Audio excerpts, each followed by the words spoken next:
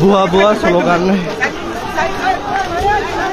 Nilkhet area থেকে চলে যাচ্ছেন সমন্বয়ক হাসনাত আব্দুল্লাহ। মূলত তিনি এসেছিলেন ঢাকা বিশ্ববিদ্যালয় এবং 7 কলেজের শিক্ষার্থীদের ভিতরে যে চলমান সংঘর্ষ সেটি নিরসনে। তবে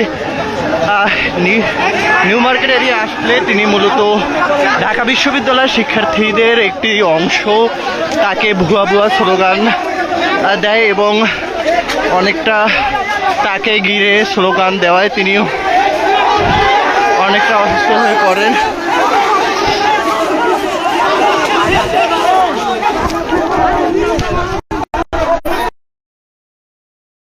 শিক্ষার্থীদের এই তোপের মুখে ভুয়া ভুয়া স্লোগান শুনে সমন্বয়ক হাসনাত আব্দুল্লাহ তিনি এই মুহূর্তে নিউ মার্কেট এরিয়া ত্যাগ করেছেন।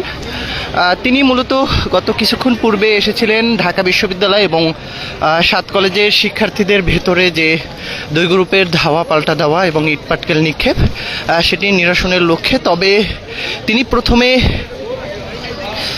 7 কলেজের শিক্ষার্থীদের দিকে যেতে চেয়েছিলেন, তবে সেখানে তিনি টিয়ার গ্যাসে অনেকটা অসুস্থ হয়ে পড়েন। দেন তিনি আবার নিউ মার্কেটে ঢাকা বিশ্ববিদ্যালয়ের শিক্ষার্থীদের এরিয়ায় আসলে ঢাকা বিশ্ববিদ্যালয়ের শিক্ষার্থীদের একটি গ্রুপ তাকে ঘিরে ভুয়া ভুয়া ধ্বনিতে স্লোগান দেয়, যার পরে তিনি শিক্ষার্থীদের প্রোটেকশনে তিনি এই জায়গাটি ত্যাগ করে চলে গিয়েছেন।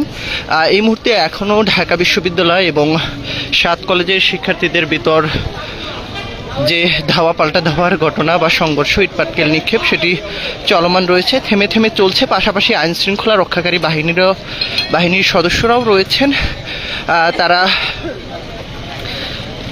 টিয়ার গ্যাস কিংবা সাউন্ড গ্রেনেড নিক্ষেপ করছেন, বারবার শিক্ষার্থীদের অনুরোধ করছেন এখান থেকে চলে যাওয়ার জন্য। তবে 2 গ্রুপের কোনো গ্রুপই আইনশৃঙ্খলা রক্ষাকারী বাহিনীর সদস্যদের কোনো কথা কর্ণপাতে নিচ্ছেন না।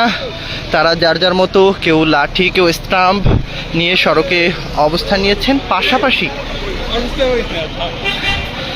অন্যদিকে 7 কলেজের শিক্ষার্থীরা ঢাকা কলেজের ঠিক সামনের যে সড়কটি রয়েছে সেই জায়গাটিতে অবস্থান নিয়েছেন এবং তারাও স্টাম্প লাঠি ইটপাটকেল ছুটছেন পুলিশ কিংবা ঢাকা বিশ্ববিদ্যালয়ের শিক্ষার্থীদেরকে উদ্দেশ্য করে।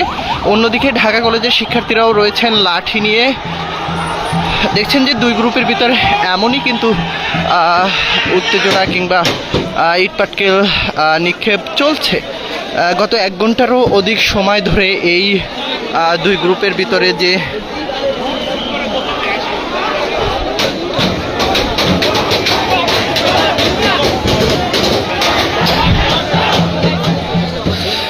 গ্রুপের ভেতরে রয়েছে পুলিশ সদস্য, শতাধিক পুলিশ রয়েছে। তবে এই পাশটিতে রয়েছে ঢাকা বিশ্ববিদ্যালয়ের শিক্ষার্থীরা, তারা সকলে লাঠি কিংবা স্টাম্প নিয়ে এই